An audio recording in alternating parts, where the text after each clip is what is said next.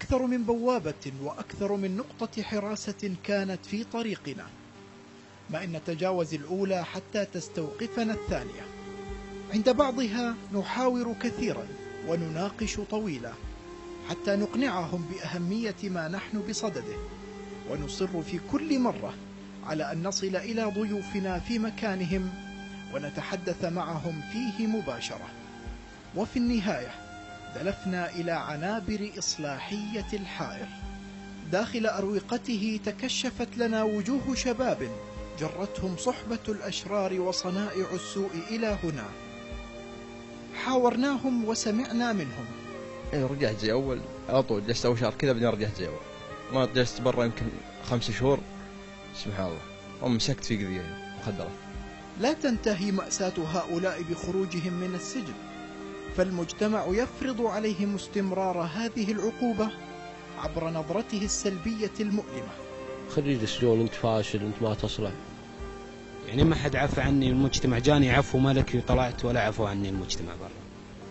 حتى ظن بعضهم أن السجن أرحم له من مواجهة الاحتقار والازدراء من أقرب الأقرباء.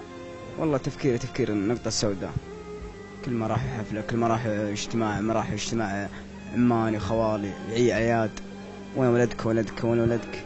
تشوف الشايب يبكي والعجوز تبكي عن ولدك مسجون ليله وليل ما طلع مدى.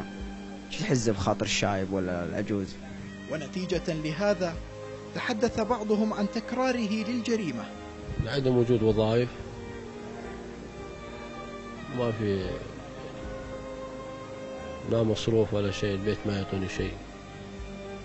كيف بالنسبة لأهلك والمحيط القريب منك، كيف تقبلهم لك كسجين؟ ما أصلح، ما أنفع. وبعضهم تحدث عن السابقة التي فارقت بينه وبين وظيفته. بحثت عن وظائف ما لقيت، ما حد يتقبل لا شركات ولا أي شيء. السوابق كل ما أجي سابقة ارجع، ما يوظفونك. أسئلة كثيرة يطرحها العقل والمنطق. لماذا يزيد المجتمع من معاناة هؤلاء؟ لماذا لا نتفهم أمرهم ونجعل منهم أعضاء صالحين في أسرهم ومجتمعهم؟ لماذا ننظر إلى إصلاح السجين بنظرة سوداء تلازمه مدى حياته؟